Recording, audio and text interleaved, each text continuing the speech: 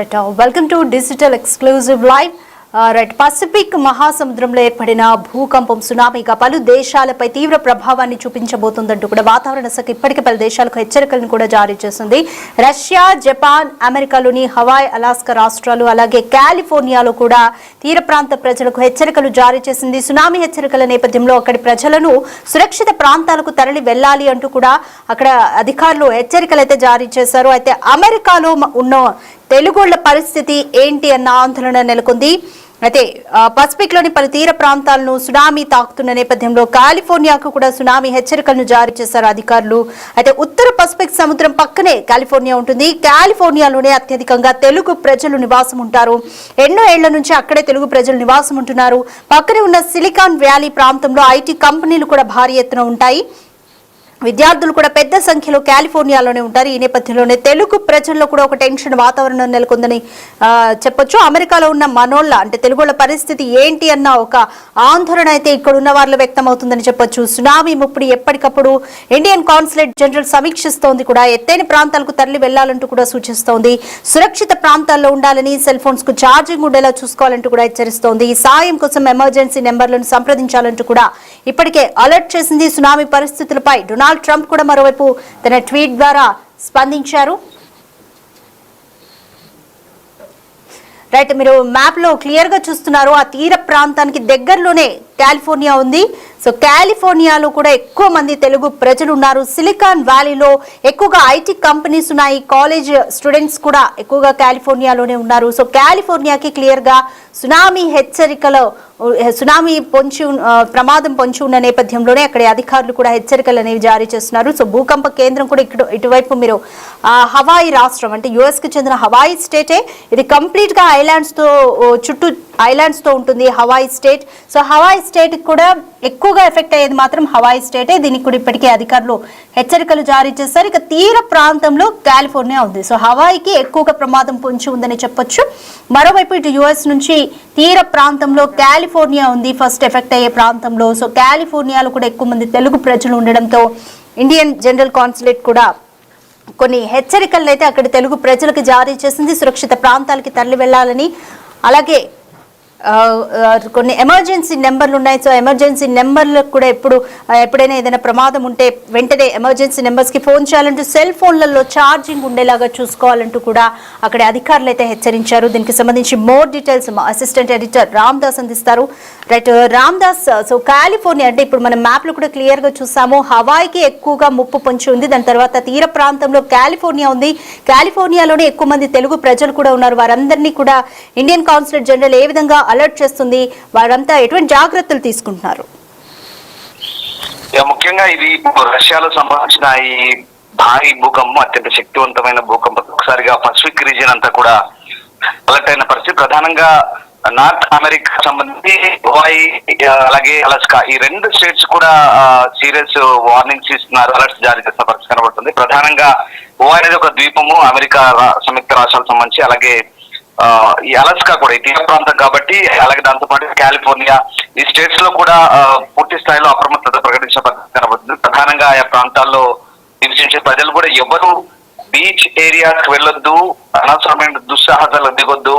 ఎందుకంటే ఇప్పుడున్న పరిస్థితుల నేపథ్యంలో ఫోటోల కోసం, సెల్ఫీల కోసం ఆ ప్రాంతాన్ని వెళ్తే కనుక ఖచ్చితంగా గల్లంతయ్యే అవకాశం ఉన్న నేపథ్యంలో ఖచ్చితంగా అలర్ట్ గా ఉండమంటూ సూచిస్తున్న పరిస్థితి. ఇక ఇండియన్ ఎంబసీ కూడా అదే చెప్తుంది, మన భారతీయ పౌరులకు ముఖ్యంగా బీచ్ సిటీస్ లో ఎవరైతే ఉంటారో ఆ ప్రాంతంలో అలర్ట్ గా ఉండమంటూ చెప్తుంది, అప్రమత్తంగా వ్యవహరించడం చెప్తుంది. అమెరికాలో చాలా మంది భారతీయులు నివసిస్తున్నారు, వాళ్ళంతా కూడా జాగ్రత్తగా ఉండమంటూ చెప్తున్న పరిస్థితి.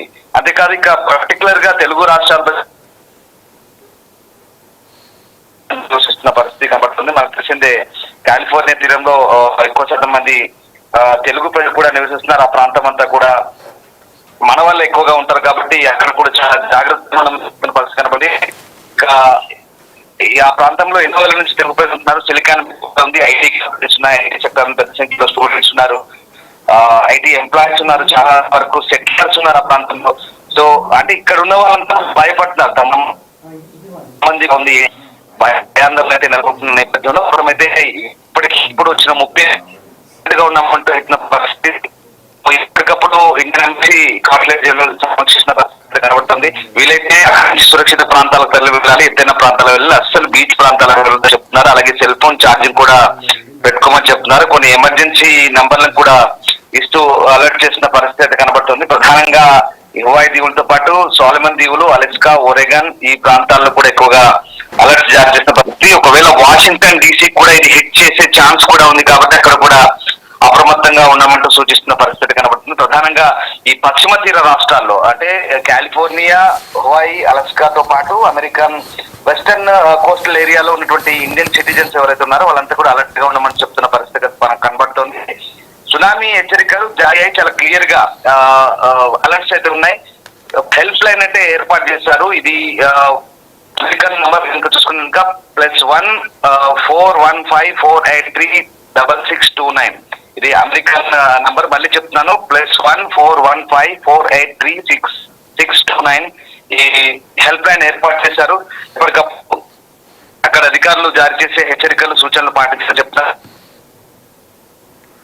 రూపాయి ఛార్జింగ్ పెట్టుకోమంటారు. గ్యాడ్జెట్లను కూడా రెడీగా ఉంచుకోవాలి. అత్యవసర ఇమీడియట్ డాక్యుమెంట్స్ కానీ పెన్షన్ కానీ ఉంచుకోవాలని చెప్తున్న పరిస్థితి కనబడుతుంది. సో మొత్తం అయితే అలర్ట్స్ జారీ చేస్తున్నారు. భారత్ కాన్సులేట్ చాలా స్పష్టంగా చెప్తోంది, తీర ప్రాంతాల్లో ఉండే వారికి కూడా చాలా క్లియర్ గా చేస్తుంది. అవసరమైతే హెల్ప్ లైన్ వాడమంటారు. అండ్ నేను మీకు ఇందాక అమెరికన్ ప్రెసిడెంట్ డొనాల్డ్ ట్రంప్ కూడా హెచ్చరికలు జారీ చేస్తున్నారు. అక్కడ ప్రజలకి జాగ్రత్తగా ఉండమంటూ సూచిస్తున్న పరిస్థితి కనబడుతోంది. ఈ తీర ప్రాంత రాష్ట్రాల ప్రజలకు కూడా ఆయన చాలా క్లియర్ గా అలర్ట్స్ జారీ చేసిన పరిస్థితి, ఎక్స్ వేదికగా ఆయన కూడా హెచ్చరించిన పరిస్థితి. సో మొత్తం మీద ఇది చాలా క్లియర్ గా హిట్ చేసే ఛాన్స్ ఉంది. మరికొద్ది గంటల్లో దీని ఎఫెక్ట్ పడే ఛాన్స్ అయితే చాలా క్లియర్ గా కనిపిస్తోంది. అలలు ఇప్పటికే రాకాసి అలలు ఎగరపడుతున్నాయి. రష్యాతో పాటు జపాన్, అమెరికా తీర ప్రాంతాన్ని ఇది తాకుతోంది.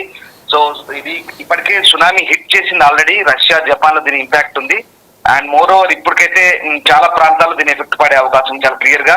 ఇక ఈక్వెడార్, రష్యా, అలాగే హవాయి వాయువ్య దీవుల్లో దీని ఎఫెక్ట్ ఉంది. Chile, Costa Rica, French Polynesia, Hawaii, అలాగే Japan, Jarvis island, Johnston Atoll, Kiribati, Midway island, అలాగే పెరు, సమోవా, సోలమన్ ఐలాండ్స్ ఇవన్నీ దీవులు అనమాట. ఈ దీవుల్లో ఎఫెక్ట్ ఉంటుంది. అలాగే అంటార్క్టికా, ఆస్ట్రేలియా, కొలంబియా, న్యూజిలాండ్, అలాగే El Salvador, Guatemala, Indonesia, Mexico, Nicaragua, Panama, Papua New Guinea, Taiwan ఇవన్నీ కూడా చెప్తున్నారు. అంటే ఎక్కువ శాతం భూకంపాలు సంభవించే దేశ కూడా ఈ అన్ని ప్రాంతాల్లో, నెక్స్ట్ అన్ని ప్రాంతాల్లో కూడా గర్భంలో బయట కూడా అగ్ని పర్వతాలు ఉంటాయి. అంటే వాల్కానిక్ యాక్టివిటీ ఉంటుంది, ఉంటుంది. ఈ ప్రాంతంలో టెక్టోనిక్ ప్లేట్స్ ల కదలిక చాలా విపరీతంగా ఉంటుంది. మనకు తెలిసి లాస్ట్ 20th జులైలో మనకు ఇదే కంచట్కా ప్రాంతంలో ఒక 7.4 ఒక భారీ ఎక్స్ప్రెస్ హిట్ చేసింది. ఒక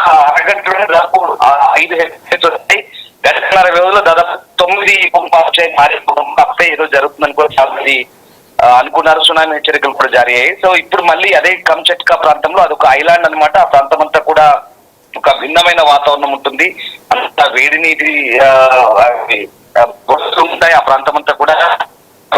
సో ఇవన్నీ కూడా పసిఫిక్, అలాగే నార్త్ టెక్టోనిక్స్ విపరీతమైనటువంటి కూడా అలర్ట్ జారీ చేసిన పరిస్థితి.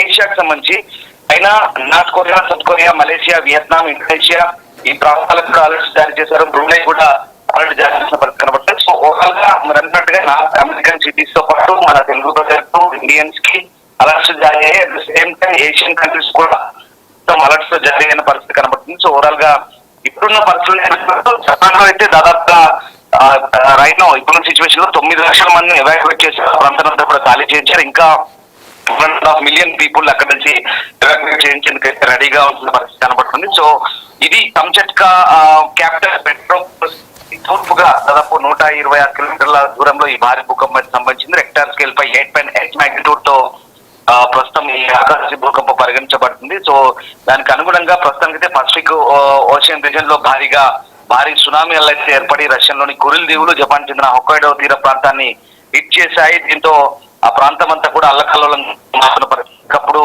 ఇటు United States of Geological Survey, USGS, అలాగే రష్యన్ అధికారులు కూడా మరోవైపు United weather department, United States weather department ఎప్పటికప్పుడు దానికి కనబడుతున్నారు. సో ఇటు ఇండియన్ కాన్సెప్ట్ చాలా స్పష్టంగా చెప్తుంది. తీర ప్రాంతాల్లో తక్షణమైన భద్రతాపరమైన చర్యలు తీసుకోవాలి. తగిన ఆహారం, నీరు, మందులు సిద్ధంగా ఉంచుకోవాలి. గ్యాడ్జెట్స్, ఎలక్ట్రానిక్ గ్యాడ్జెట్స్ ఉంచుకోవాలని చెప్తుంది. కమ్యూనికేషన్ అయితే ఇక్కడ పోతుందని